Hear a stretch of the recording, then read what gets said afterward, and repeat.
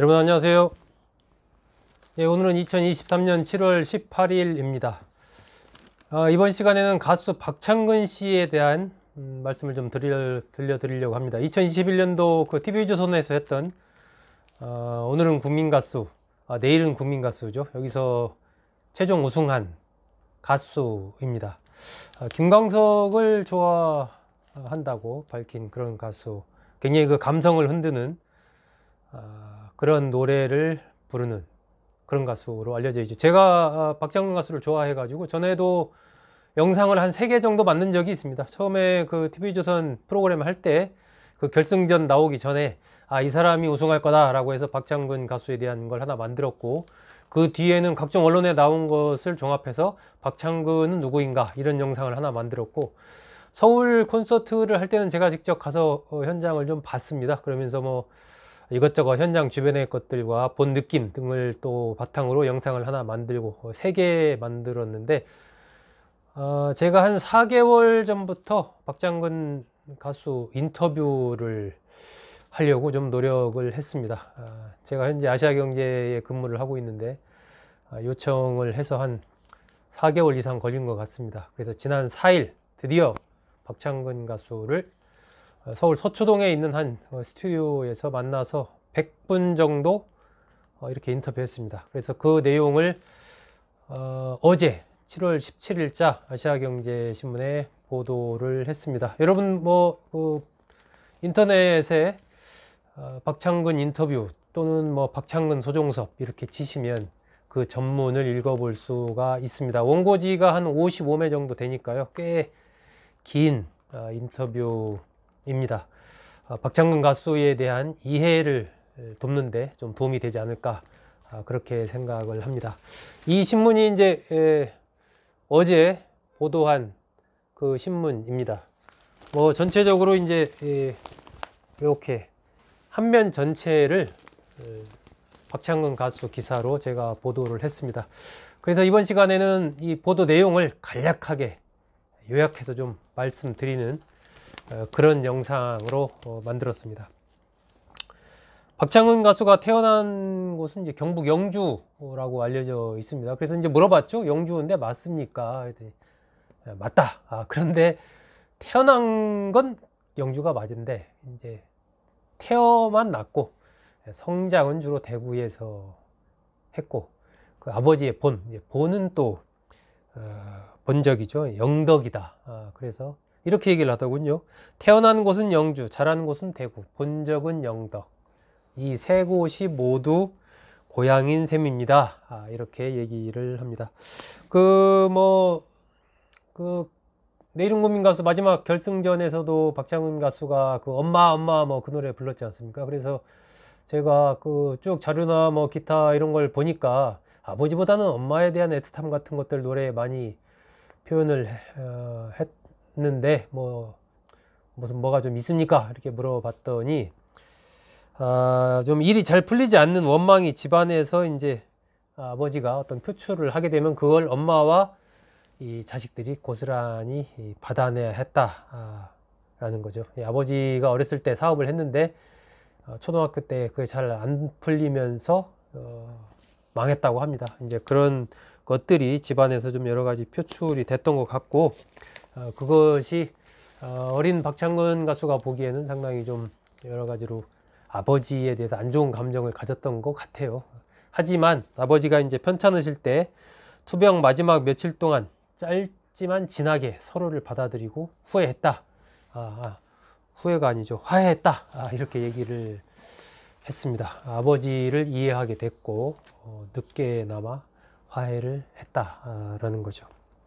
초등학교 2, 3학년 때부터 좀 방황을 했다고 합니다. 집안 형편이 어려워지면서 박창근 가수도 생각이 좀 많아졌던, 굉장히 어떻게 보면 조숙했고 어떻게 보면 어린 시절부터 좀 인생의 괴로움 이런 것을 좀 생각하게 됐다라고 할 수 있겠죠. 뭘 해야 할지 몰라서 방황했던 그런 소년이었다라고 자신을 표현을 했습니다. 그러면서 이제 대학교에 들어가자마자 대학교 때부터 이제 본격적으로 노래를 하기 시작하는 거예요. 그 전에 중고등학교 때, 초등학교 때 이럴 때는 어쩌다 이제 선생님이 수업 시간에 한번 나와서 노래 한번 해라 뭐 이런 게 좀 한다든지 소풍 같은 거 갔을 때 뭐 한번 한다든지 뭐 그런 정도였다고 합니다. 대학교 들어가서 이제 노래패에 들어가게 됐고 가장 열성적으로 그때 활동을 했는데 뭐 김광석, 정태춘, 뭐 밥 딜런, 시인과 촌장 이런 사람들의 노래가 왠지 모르게 이제 자신의 가슴을 울리는 그런 것을 느끼면서 전에 느끼지 못했던 그러한 노래에 대한 매력 이런 것을 좀 강하게 느껴서 동문학을 전공을 했는데 이제 공부는 뭐 학교에서 잘리지 않을 정도만 하고 나머지 시간은 전부 노래하는 걸로 다 쏟았다 이렇게 얘기를 했습니다. 뭐 이제 박창근 가수 관련해서 환경 가수다 뭐 생명 가수다 민중 가수다 뭐 이런저런 말들도 있고 좀 했는데 이 부분에 대해서 박창근 가수는 일단 민중이라는 개념은 좀 내가 생각하는 거랑 좀 다르다. 너무 민중이라는 개념은 협소하다. 내가 생각하는 것은 좀 넓은 의미의 좀 대중 이런 표현이 좀 더 가깝다. 이렇게 좀 얘기를 했고요. 나는 뭐 환경 가수, 생명 가수, 민중 가수도 아닌 그냥 노래하는 사람이고 싶다. 이렇게 얘기를 했습니다. 누군가 규정한 어떤 틀에 갇히지 않는 자신의 틀에 스스로 가두지 않는 이것과 싸워갈 의무가 있고 또 권리가 있는 사람이 창작자라고 생각한다 라고 얘기를 했습니다. 그 내일은 국민 가수에서 우승한 뒤에 좀 여러 가지 많은 변화가 있을 것 같다. 어떻습니까? 이렇게 물어봤더니 뭐 변화가 좀 환경은 좀 바뀐 부분이 있지만 나는 그때나 지금이나 비슷하다. 달라진 게 별로 없다. 그러면서도 감사한 건 어쨌든 1등한 이후로 만나는 팬들이 굉장히 넓어지고 더 많은 분이 저를 봐준다는 점이다. 그래서 어떤 스트레스도 공연장에서 팬들을 만나 소통하면 그때만은 잊을 수가 있었다라고 굉장한 어떤 보람을 얘기를 했습니다. 음악 외에 어떤 취미가 있을지 좀 궁금해서 물어봤더니요.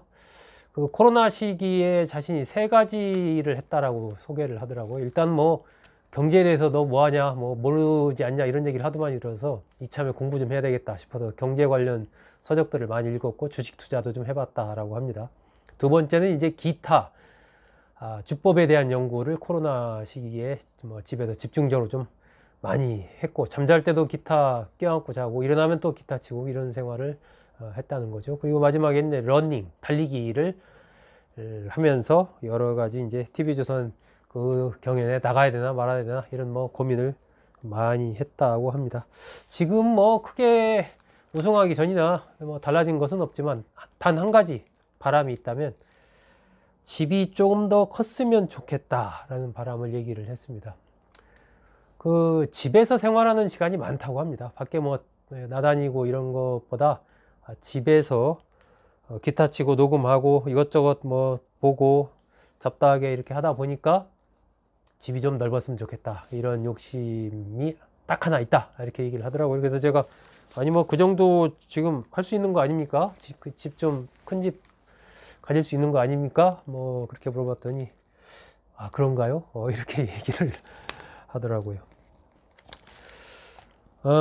노래는 잘하는데 당신 자신의 히트곡이 없는 거 아니냐 이런 얘기를 하는 사람들도 있다. 그랬더니 뭐 정말 좋은 노래가 저한테 오고 또 제 스스로 제가 작사 작곡한 노래가 참 이렇게 히트를 한다면 참 감사한 일인데 뭐 의무감의 어떤 가수기 때문에 노래를 뭘 꼭 해야 된다든지 히트곡을 꼭 내야 된다든지 이런 건 좀 아닌 것 같다. 내 스스로 좀 만족할 수 있는 부끄럽지 않은 뭐 그런 노래를 하는 가수로 이렇게 스스로 자기 검열을 하면서 평생을 좀 살 것 같다. 내 성격이 그렇다. 이렇게 얘기를 하더라고요. 그러면서 나 스스로가 좀 감동이 오는 그런 노래를 해야 듣는 분들도 그걸 받아들인다. 그냥 내가 가수니까 내가 노래를 한다. 이런 거 가지고는 자기는 노래를 좀 하기가 힘들다. 그러면서 지금도 내 마음 상태는 좀 아웃사이더 같다. 이렇게 좀 표현을 하더라고요. 진정성이 중요하다라는 겁니다. 내가 하는 노래들은 다 진정성이 있어야 된다. 다 나를 보여주는 그런 것이어야 한다. 가수기 때문에 직업으로서만 부르는 그런 것은 자기는 원치 않는다. 그런 사람이 되고 싶지는 않다라는 것이고요. 개인적인 꿈이 있다면 라이브로 좀 팬들과 자주 만나는 거, 이게 좀 자신의 꿈이다. 이렇게 얘기를 했습니다.